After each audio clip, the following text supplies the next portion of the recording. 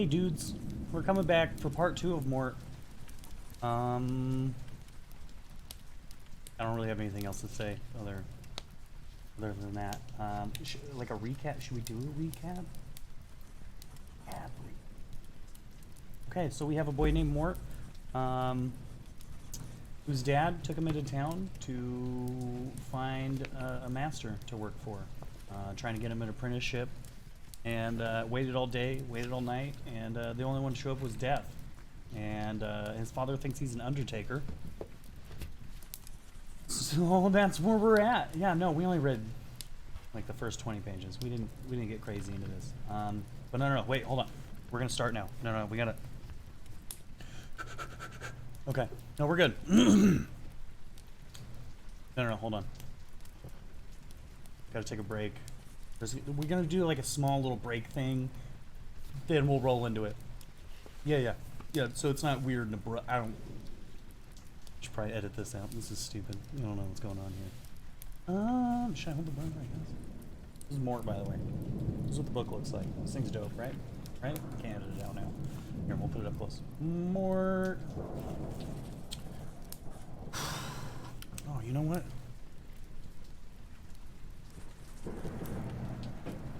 Yeah, I just drank out of a can of reality. One more. Here we go.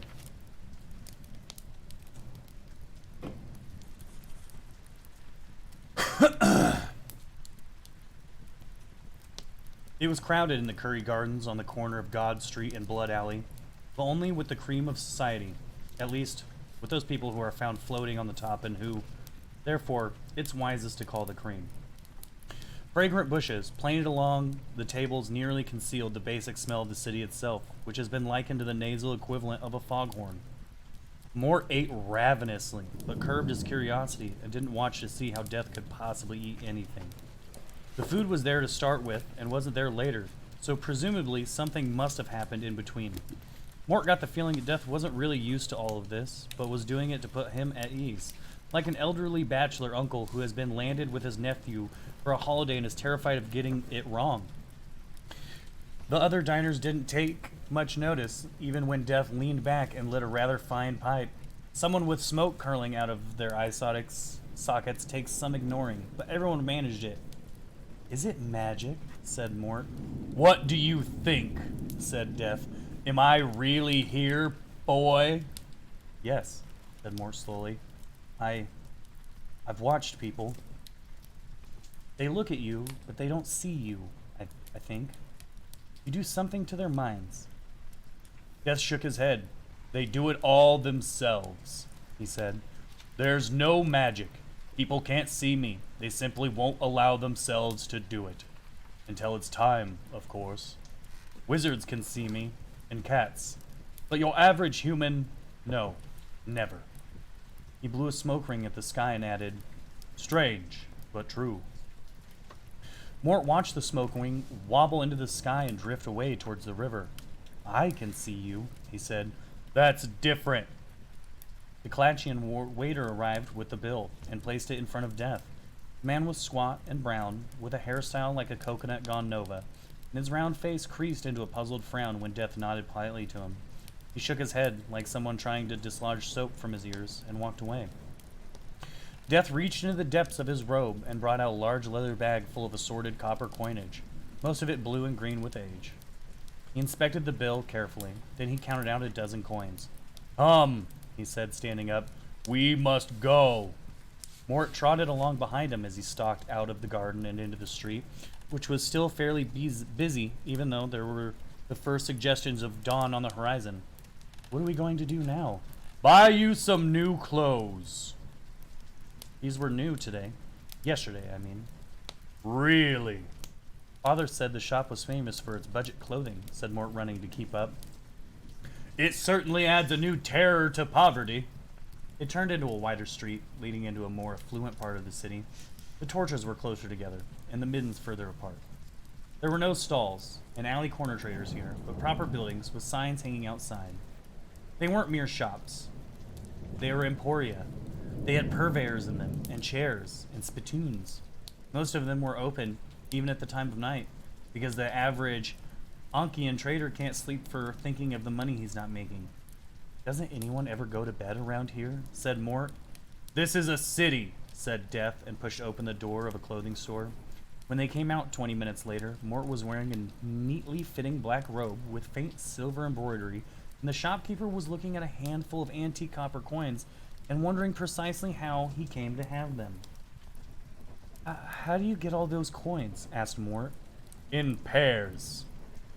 An all-night barber sheared Mort's hair into the latest fashion among the city's young bloods, while Death relaxed in the next chair, humming to himself. Much to his surprise, he felt in a good humor. In fact, after a while, he pushed his hood back and glanced up at the barber's apprentice, who tied a towel around his neck in that unseeing, hypnotized way that Mort was coming to recognize, and said, "A splash of toilet water and a polish, my good man." An elderly wizard having a beard trim on the other side stiffened when he heard those somber, leaden tones and swung around. He blanched and muttered a few protective incantations after Death turned, very slowly for maximum effect, and treated him to a grin. A few minutes later, feeling rather self-conscious and chilly around the ears, Mort was heading back towards the stables where Death had lodged his horse. He tried an experimental swagger. He felt his new suit and haircut rather demanded it. It didn't quite work. Mort awoke. He lay looking at the ceiling while his memory did a fast rewind, and the events of the previous day crystallized in his mind like little ice cubes. He couldn't have met Death. He couldn't have eaten a meal with a skeleton with glowing blue eyes. It had to be a weird dream. He couldn't have ridden pillion on a great white horse that had cantered up into the sky and then went... Where? The answer flowed into his mind with all the inevitability of a tax demand. Here. His searching hands reached up to his cropped hair and down to sheets of some smooth, slippery material. It was much finer than the wool he was used to at home, which was coarse and always smelled of sheep. It felt like warm, dry ice. He swung out of bed hastily and stared around the room. First of all, it was larger than the entire house back home, and dry as old tombs under ancient deserts. The air tasted as though it had been cooked for hours and then allowed to cool. The carpet under his feet was deep enough to hide a tribe of pygmies and crackled electrically as he padded through it. And everything had been designed in shades of purple and black. He looked down at his own body, which was wearing a long white nightshirt. His clothes had been neatly folded on a chair by the bed. The chair, he couldn't help noticing, was delicately carved from a skull and bones motif. Mort sat down on the edge of the bed and began to dress, his mind racing. He eased open the heavy oak door and felt oddly disappointed when it failed to creak ominously. There was a bare wooden corridor outside, with big yellow candles set in holders on the far wall. Mort crept out and sidled along the boards until he reached a staircase. He negotiated that successfully without anything ghastly happening, arriving in what looked like an entrance hall full of doors. There was a lot of funeral draperies here, and a grandfather clock with the tick like the heartbeat of a mountain. There was an umbrella stand beside it. It had a scythe in it. Mort looked around at the doors. They looked important. Their arches were carved in the now familiar bones motif. He went to try the nearest one, and a voice behind him said, "You mustn't go in there, boy." It took him a moment to realize that this wasn't a voice in his head, but real human words that had been formed by a mouth and transferred to his ears by a convenient system of air compression, as nature intended. Nature had gone to a lot of trouble for 6 words with a slightly petulant tone to them. He turned around. There was a girl there, about his own height, perhaps a few years older than him. She had silver hair and eyes with pearly sheen to them, and the kind of interesting but impractical long dress that tends to be worn by tragic heroines who clasp single roses to their bosom while gazing soulfully at the moon. Mort had never heard the phrase reeeeal, which was a pity because it would have been almost the right description. However, such girls tend to be on the translucent, consumptive side, whereas this one had a slight suggestion of too many chocolates. She stared at him with her head on one side and one foot tapping irritably on the floor. Then she reached out quickly and pinched him sharply on the arm. Ow! So you're really real, she said. What's your name, boy? Mortimer. They call me Mort, he said, rubbing his elbow. What did you do that for? I shall call you boy, she said, and I don't really have to explain myself. You understand, but if you must know, I thought you were dead. You look dead. Mort said nothing. Lost your tongue? Mort was, in fact, counting to 10. I'm not dead, he said evenly. At least, I don't think so. It's a little hard to tell. Who are you? You may call me Miss Yazbel, she said haughtily. Father told me you must have something to eat. Follow me. She swept away towards one of the other doors. Mort trailed behind her at just the right distance to have it swung back and hit his other elbow. There was a kitchen on the other side of the door, long, low, and warm, with copper pots hanging from the ceiling and a vast black iron stove occupying the whole of one long wall. An old man was standing in front of it, frying eggs and bacon, whistling between his teeth. The smell attracted Mort's taste buds from across the room, hinting that if they got together, they could really enjoy themselves. He found himself moving forward without even consulting his legs. Albert, snapped Isabel. Another one for breakfast. The man turned his head slowly and nodded at her without saying a word. She turned back to Mort. I must say, she said, that with the whole disc to choose from, I should think Father could have done rather better than you. I suppose you'll just have to do. She swept out of the room, slamming the door behind her. Have to do what? Said Mort, to no one in particular. The room was silent, except for the sizzle of the frying pan and the crumbling of coals in the molten heart of the stove. Mort saw that it had the words, "The Little Moloch," embossed on its oven door. The cook didn't seem to notice him, so Mort pulled up a chair and sat down at the white scrubbed table. Mushrooms, said the old man without looking around. What? I said, do you want some mushrooms? Oh, sorry. No thank you, said Mort. Right you are, young sir. He turned around and set out for the table. Even after he got used to it, Mort always held his breath when he watched Albert walking. Death's manservant was one of those stick-thin, raw-nosed old men who always look as though they are wearing gloves with the fingers cut out, even when they are not. And his walking involved a complicated sequences of movements. Albert leaned forward, and his left arm started to swing, slowly at first, but soon evolving into a wild, jerking movement that finally and suddenly, at about the time when a watcher would have expected the arm to fly off at the elbow, transferred itself down the length of his body to his legs and propelled him forward like a high-speed stilt walker. The frying pan followed a series of intricate curves in the air and was brought to a halt just over Mort's plate. Albert did indeed have exactly the right type of half-moon spectacles to peer over the top of. There could be some porridge to follow, he said, and winked, apparently to include Mort in the world porridge conspiracy.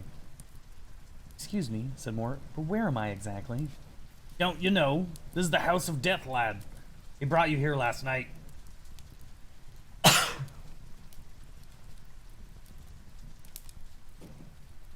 I sort of remember only... Well, the bacon and eggs, said Mort vaguely. It doesn't seem, well, appropriate. I've got some black pudding somewhere, said Albert. No, I mean... Mort hesitated. It's just that I can't see him sitting down to a couple of rashers and a fried slice. Albert grinned. Oh, he doesn't, lad. Not as a regular thing, no. Very easy to cater for the master. I just cook for me and... He paused. The young lady, of course. Mort nodded. Your daughter, he said. Mine? Ha! Said Albert. You were wrong there. She's his. Mort stared down at his fried eggs. They stared back from their lake of fat. Albert had heard of nutritional values and didn't hold with them. Are we talking about the same person? He said at last. Tall, wears black. He's a bit skinny.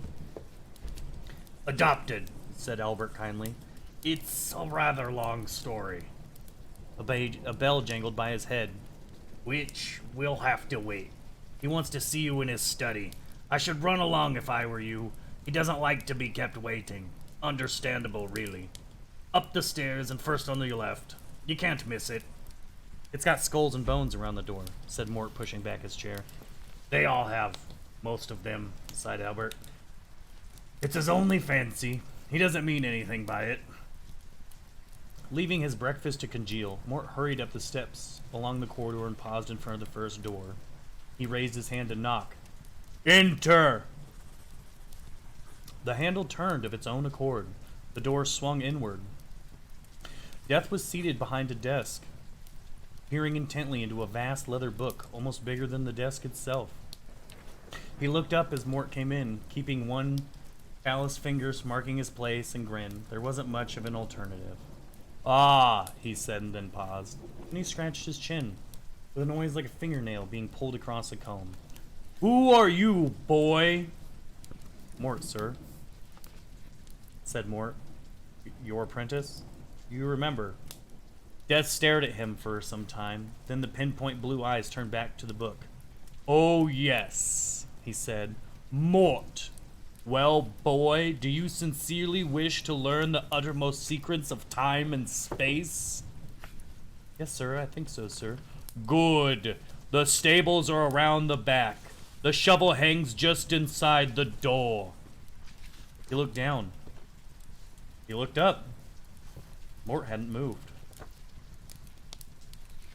Is it by any chance possible that you failed to understand me? Not fully, sir, said Mort. Dung, boy. Dung. Albert has a compost heap in the garden. I imagine there's a wheelbarrow somewhere on the premises. Get on with it. Mort nodded mournfully. Yes, sir. I see, sir. Sir? Yes. So I don't see what this has to do with the secrets of time and space. Death did not look up from his book. That, he said, is because you are here to learn. It is, in fact, that although the death of the Discworld is, in his own words, an anthropomorphic personification, he long ago gave up using the traditional skeletal horses because of the bother of having to stop all the time to wire bits back on. Now his horses were always flesh and blood beasts from the finest stock, and Mort learned, very well fed. Some jobs offer increments. This one offered, well, quite the reverse. But at least it was in the warm and fairly easy to get the hang of. After a while, he got into the rhythm of it and started playing the private little quantity surveying game that everyone plays in these circumstances. Let's see, he thought. I've done nearly a quarter. Let's call it a third. So when I've done that corner by the haystack, it'll be more than half. Call it 5/8, which means 3 more wheelbarrow loads. Doesn't prove anything very much, except that the awesome splendor of the universe is much easier to deal with if you think of it as a series of small chunks. The horse watched him from its stall, occasionally trying to eat his hair in a friendly sort of way. After a while, he became aware that someone else was watching him. The girl Isabel was leaning on the half door, her chin in her hands. Are you a servant? She said. Mort straightened up. No, I'm an apprentice. That's silly. Albert said you can't be an apprentice. Mort concentrated on hefting a shovelful into the wheelbarrow. 2 more shovelfuls. Call it 3 if it's well pressed down. And that means 4 more barrels. All right, call it 5 before I've done halfway to the... He says, said Isabel in a louder voice, that apprentices become masters, and you can't have more than 1 death. So you are just a servant, and you have to do what I say. And then 8 more barrels means it's all done, all the way to the door, which is nearly 2/3 of the whole thing, which means... Did you hear what I said, boy? Mort nodded. And then it'll be 14 more barrels. Only call it 15, because I haven't swept up properly in the corner, and... Have you lost your tongue? Mort, said Mort mildly. She looked at him furiously. What? My name is Mort, said Mort. Or Mortimer. Most people call me Mort. Did you want to talk to me about something? She was speechless for a moment, staring from his face to the shovel and back again. Only, I've been told to get on with this, said Mort. She exploded. Why are you here? Why did Father bring you here? He hired me at the hiring fair, said Mort. All the boys got hired, and me. And you want to be hired? She snapped. He's death, you know. The Grim Reaper. He's very important. He's not something you become. He's something you are. Mort gestured vaguely at the wheelbarrow. I expect it'll turn out for the best, he said. My father always says things generally do. He picked up the shovel and turned away, and grinned at the horse's backside as he heard Isabel snort and walk away. Mort worked steadily through the 16s, 8s, quarters, and thirds, wheeling the wheelbarrow out through the yard to the heap by the apple tree. Death's garden was big, neat, and well tended. It was also very, very black. The grass was black, the flowers were black, black apples gleamed among the black leaves of a black apple tree. Even the air looked inky. After a while, Mort thought he could see, no, he couldn't possibly imagine he could see, different colors of black. That's to say, not simply very dark tones of red and green and whatever, but real shades of black, a whole spectrum of colors, all different and all, well, black. He tipped out the last load, put the barrow away, and went back to the house. Enter. Death was standing behind a lectern, poring over a map. He looked at Mort as if he wasn't entirely there. You haven't heard of the Bay of Monty, have you? He said. No, sir, said Mort. Famous shipwreck there. Was there? There will be, said Death, if I can find the damn place. Mort walked around the lectern and peered at the map. You're going to sink a ship? He said. Death looked horrified. Certainly not. There will be a combination of bad seamanship, shallow water, and a contrary wind. That's horrible, said Mort. Will there be many drowned? That's up to fate, said Death, turning to the bookcase behind him and pulling out a heavy gazette. There's nothing I can do about it. What is that smell? Said Mort simply. Ah, the stables. Death paused, his hand on the spine of the book. And why do you think I directed you to the stables? Think carefully now. Mort hesitated. He had been thinking, carefully, in between counting wheelbarrows. He'd wondered if it had been to coordinate his hand and eye, or teach him the habit of obedience, or bring home to him the importance on the human scale of small tasks, or make him realize that even great men must start at the bottom. None of these explanations seemed exactly right. I think, he began. Yes? Well, I think it was because you were up to your knees in horseshit, to tell you the truth. Death looked at him for a long time. Mort shifted uneasily from one foot to the other. Absolutely correct, snapped Death. Clarity of thought, realistic approach, very important in a job like ours. Yes, sir. Sir? Death was struggling with the index. People die all the time, sir, don't they? Millions. You must be very busy, but... Death gave Mort the look he was coming to be familiar with. It started off as blank surprise, flickered briefly towards annoyance, called in for a drink at recognition, and settled firmly on vague forbearance. But... I'd have thought you'd have been, well, out and about a bit more, no? Stalking the streets. My granny's almanac's got a picture of you with a scythe and stuff. I see. I am afraid it is hard to explain unless you know about point incantation and node focusing. I don't expect you do. I don't think so.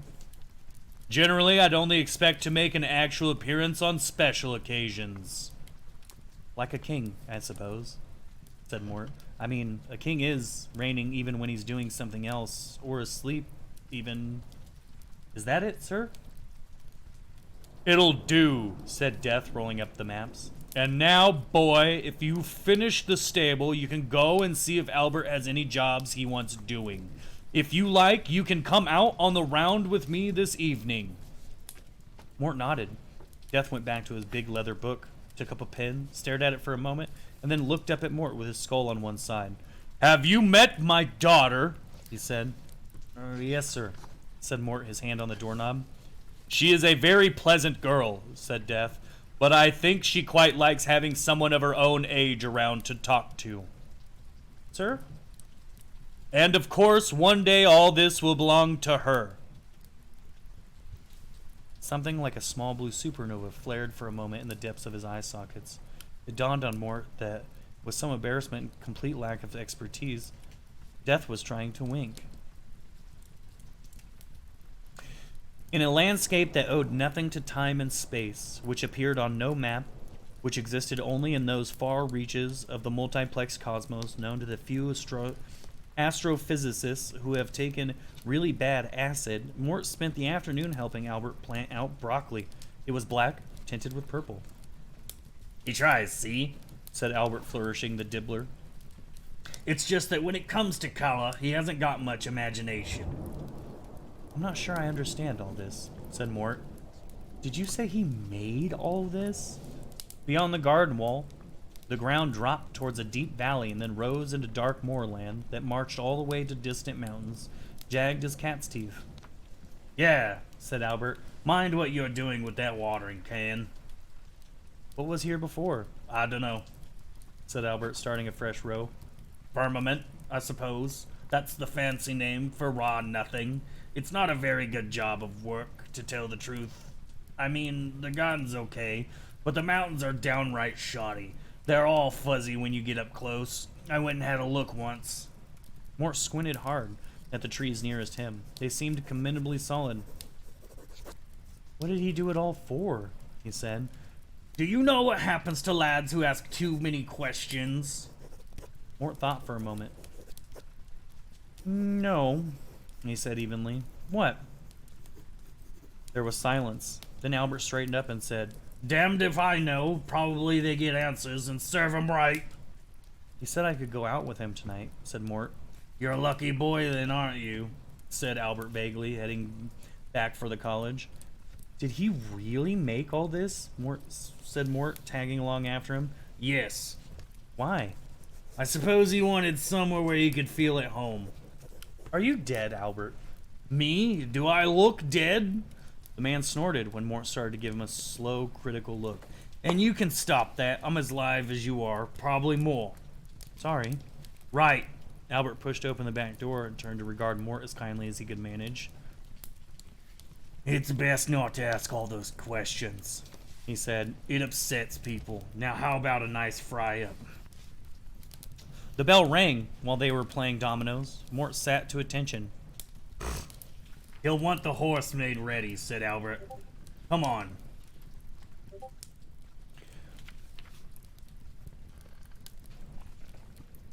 They went out to the stable in the gathering dusk, and Mort watched the old man saddle up Death's horse. "His name's Binky," said Albert, fastening the girth. "It just goes to show you never can tell." Binky tried to eat his scarf in an affectionate way. Mort remembered the woodcut in his grandmother's almanac, between the page on planting times and the phases of the moon section, showing the great leavener comes to all men. He'd stared at it hundreds of times when learning his letters. It wouldn't have been half so impressive if it had been generally known that the flame-breathing horse the Spectre rode was called Binky. "I would have thought something like Fang or Saber or Ebony," Albert countered. "But the master will have his little fancies, you know. Looking forward to it, are you?" "I think so," said Mort uncertainly. "I've never seen Death actually at work." "Not many have," said Albert. "Not twice, at any rate." Mort took a deep breath. "About this daughter of his," he began. "Ah, good evening, Albert. Boy." "Mort," said Mort automatically. Death strode into the stable, stooping a little to clear the ceiling. Albert nodded, not in any subservient way, Mort noticed, but simply out of form.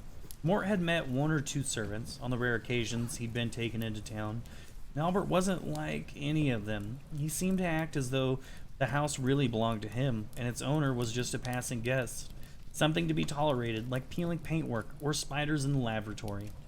Death put up with it too, as though he and Albert had said everything that needed to be said a long time ago, and were simply content now to get on with their jobs with a minimum of inconvenience all around.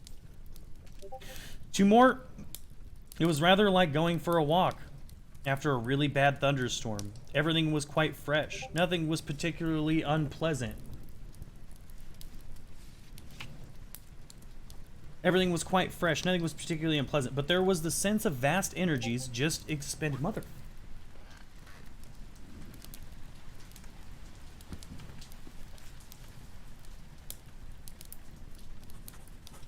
Finding out about Albert tagged itself on the end of his list of things to do. "Hold this," said Death, and pushed a scythe into his hand while he swung himself up to Binky. The scythe looked normal enough, except for the blade. It was so thin that Mort could see through it, a pale blue shimmer in the air that could slice flame and chop sound. He held it very carefully. "Right, boy," said Death. "Come on up, Albert. Don't wait up." The horse trotted out of the courtyard and into the sky. There should have been a flash or rush of stars. Air should have spiraled and turned into speeding sparks such as normally happens in the common, everyday transdimensional hyperjumps. But this was Death, who has mastered the art of going everywhere without ostentation and could slide between dimensions as easily as he could slip through a locked door. And they moved at an easy gallop through cloud canyons, past great billowing mountains of cumulus until the wisps parted in front of them and the disk lay below, basking in sunlight. "That's because time is adjustable," said Death when Mort pointed this out. "It's not really important." "I always thought it was." "People think it is important only because they invented it," said Death somberly. Mort considered this rather trite, but decided not to argue. "What are we going to do now?" he said. "There's a promising more in Klatchistan," said Death. "Several plague outbreaks, one rather important assassination, if you'd prefer." "What, a murder?" "Aye, a king." "Oh, kings," said Mort dismissively. He knew about kings. Once a year, a band of strolling players, or at any rate ambling ones, came to Sheepridge, and the plays they performed were invariably about kings. Kings were always killing one another or being killed. The plots were quite complicated, involving mistaken identity, poisons, battles, long-lost sons, ghosts, witches, and usually lots of daggers. Since it was clear that being a king was no picnic, it was amazing that half the cast were apparently trying to become one. Mort's idea of palace life was a little hazy, but he imagined that no one got much sleep. "I'd quite like to see a real king," he said. "They wear crowns all the time," my granny said, "even when they go to the lavatory." Death considered this carefully. "There's no technical reason why not," he conceded. "In my experience, however, it is generally not the case." The horse wheeled, and the vast, flat checkerboard of the Stowe plain sped underneath him at lightning speed. This was rich country, full of silt and rolling cabbage fields, and neat little kingdoms whose boundaries wriggled like snakes as small formal wars, marriage pacts, complex alliances, and the occasional bit of sloppy cartography changed the political shape of the land. "This king," said Mort, as a forest zipped beneath them, "is he good or bad?" "I never concern myself with such things," said Death. "He's no worse than any other king, I imagine." "Does he have people put to death?" said Mort, remembering who he was talking to, added, "Saving your honor's presence, of course." "Sometimes there are some things you have to do when you're a king." A city slid below them, clustered around a castle built on a rock outcrop that poked up out of the plain like a geological pimple. It was one huge rock from the distant ram tops, Death said, left there by the retreating ice in the legendary days when the ice giants waged war on the gods and rode their glaciers across the land in an attempt to freeze the whole world. They'd given up in the end, however, and driven their great glitter flocks back to the hidden lands among the razorback mountains near the hub. No one on the plains knew why they had done this. It was generally considered by the younger generation in the city of Stolat, the city around the rock, that it was because the place was dead boring. Blinky trotted down over nothingness and touched down on the flagstones of the castle's topmost tower. Death dismounted and told Mort to sort out the nosebag. "Won't people notice there's a horse up here?" he said as they strolled to a stairwell. Death shook his head. "Would you believe there could be a horse at the top of this tower?" he said. "No, you couldn't get one up these stairs," said Mort. "Well then." "Oh, I see. People don't want to see what can't possibly exist." "Well done." Now they were walking along a wide corridor hung with tapestries. Death reached into his robe and pulled out an hourglass, peering closely at it in the dim light. It was a particularly fine one, its glass cut into intricate facets and imprisoned in an ornate framework of wood and brass. The words King Olivier the Bastard were engraved deeply into it. The sand inside sparkled oddly. There wasn't a lot left. Death hummed to himself and stowed the glass away in whatever mysterious recess it had occupied. They turned a corner and hit a wall of sound. There was a hall full of people there, under a cloud of smoke and chatter that rose all the way up into the banner-haunted shadows in the roof. Up in a gallery, a trio of minstrels were doing their best to be heard and not succeeding. The appearance of Death didn't cause much of a stir. A footman by the door turned to him, opened his mouth, and then frowned in a distracted way and thought of something else. A few courtiers glanced in their direction, their eyes instantly unfocusing as common sense overrode the other 5. "We've got a few minutes," said Death, taking a drink from a passing tray. "Let's mingle." "They can't see me either," said Mort, "but I'm real." "Reality is not always what it seems," said Death. "Anyway, if they don't want to see me, they certainly don't want to see you. These are aristocrats, boy. They are good at not seeing things. Why is there a cherry on a stick in this drink?" "Mort," said Mort automatically. "It's not as if it does anything for the flavor. Why does anyone take a perfectly good drink and then put in a cherry on a pole?" "What's going to happen next?" said Mort. An elderly earl bumped into his elbow, looked everywhere but directly at him, shrugged, and walked away.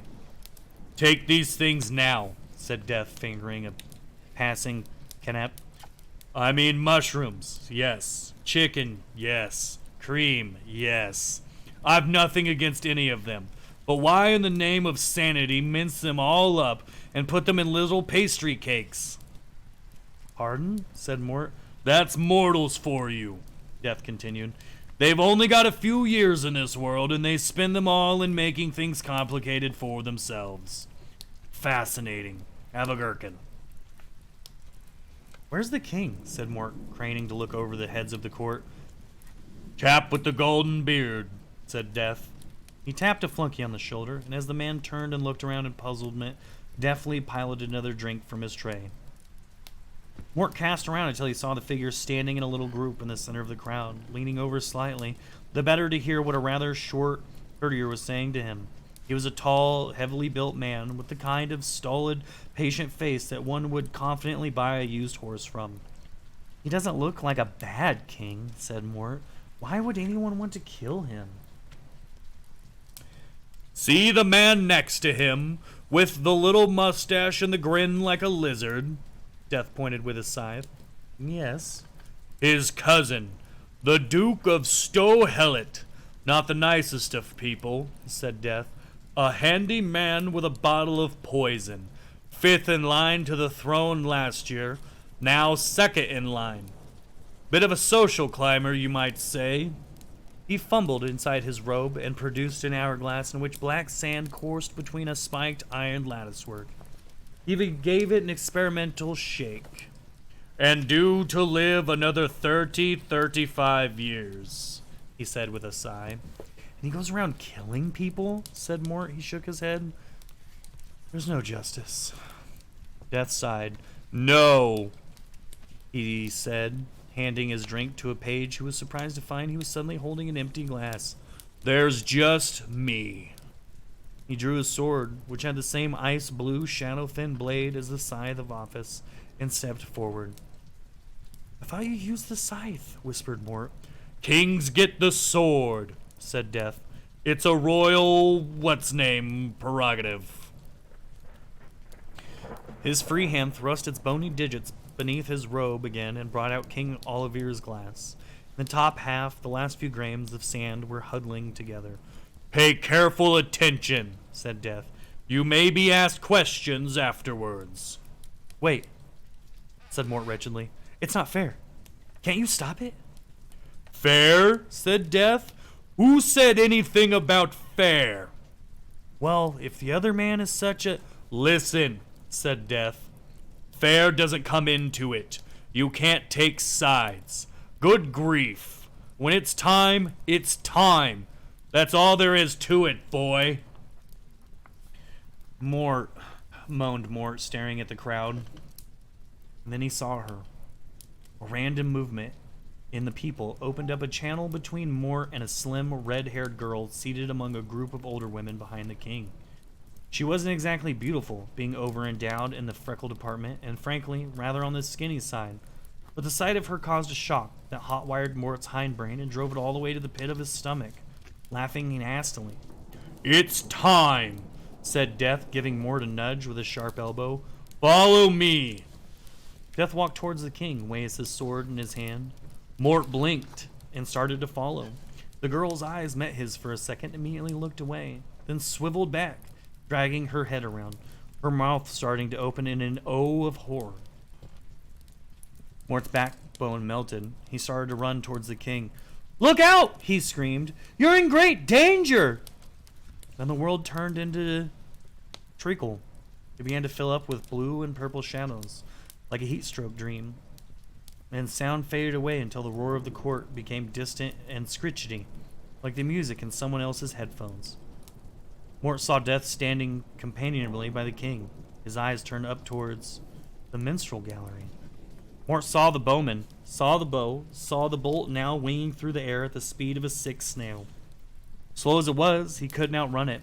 It seemed like hours before he could bring his leaden legs under control, but finally he managed to get both feet to touch the floor at the same time and kicked away with all the apparent acceleration of continental drift. As he twisted slowly through the air, Death said, without rancor, "It won't work, you know. It's only natural that you should want to try, but it won't work." Dreamlike, Mort drifted through a silent world. The bolt struck. Death brought his sword around in a double-handed swing that passed gently through the king's neck without leaving a mark. To Mort, spiraling gently through the twilight world, it looked as though a ghostly shape had dropped away. It couldn't be the king, because he was manifestly still standing there, looking directly at Death with an expression of extreme surprise. There was a shadowy something around his feet, and a long way away people were reacting with shouts and screams. "A good, clean job," said Death. "Royalty are always a problem. They tend to want to hang on. Your average peasant, now he can't wait." "Who the hell are you?" said the king. "What are you doing here, eh? Guards, I demand—" The insistent message from his eyes finally battered through to his brain. Mort was impressed. King Olivier had held on to his throne for many years, and even when dead, knew how to behave. "Oh," he said. "I see. Didn't expect to see you so soon."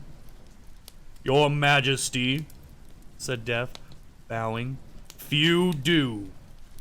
The king looked around. It was quiet and dim in this shadow world, but outside there seemed to be a lot of excitement.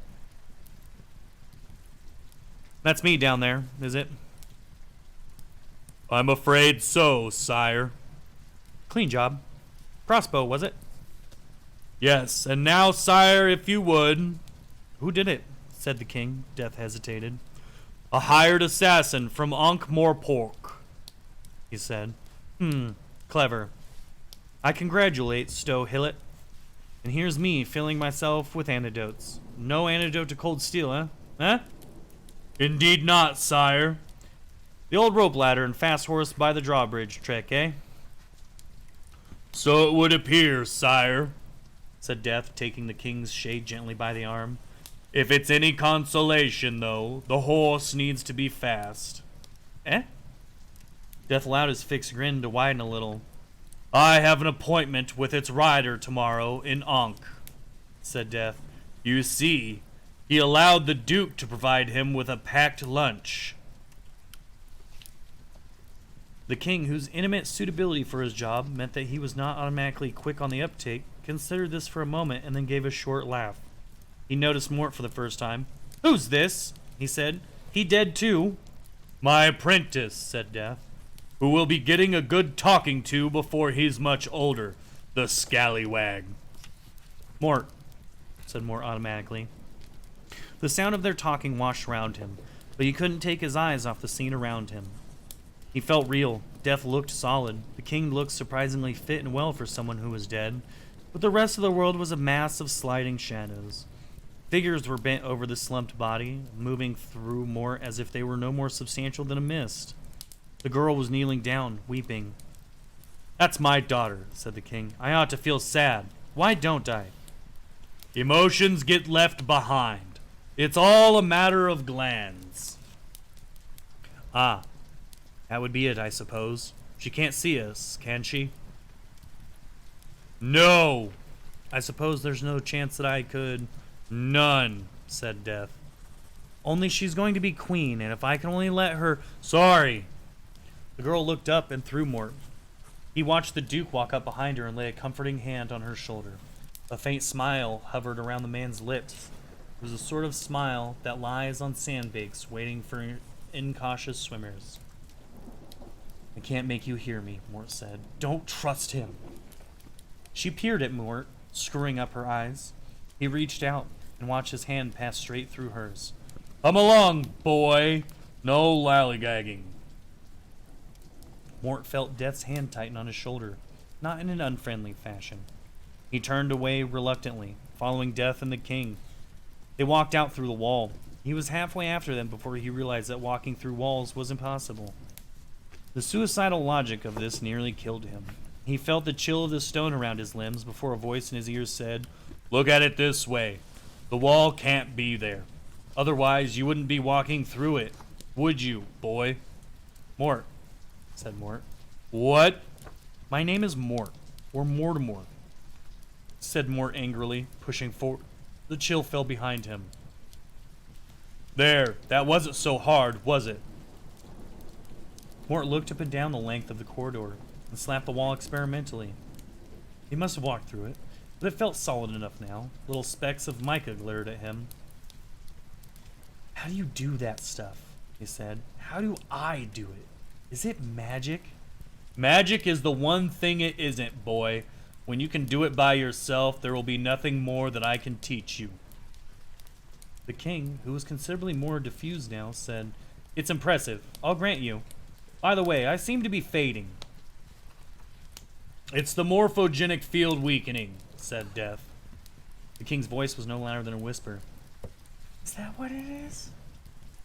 "It happens to everyone. Try to enjoy it." "Ow." Now the voice was no more than the shape in the air. "Just be yourself." At that moment, the king collapsed, growing smaller and smaller in the air as the field finally collapsed into a tiny, brilliant pinpoint. It happened so quickly that Mort almost missed it. From the ghost to Moat in half a second, with a faint sigh. Death gently caught the glittering thing and stowed it away somewhere under his robe.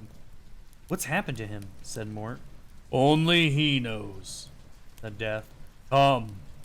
"My granny says that dying is like going to sleep," Mort added, a shade hopefully. "I wouldn't know. I have done neither." Mort took a last look along the corridor. The big doors had flung back and the court was spilling out. Two older women were endeavoring to comfort the princess, but she was striding ahead of them so that they bounced along behind her like a couple of fussy balloons. They disappeared up another corridor. "Already a queen," said Death approvingly. Death liked style.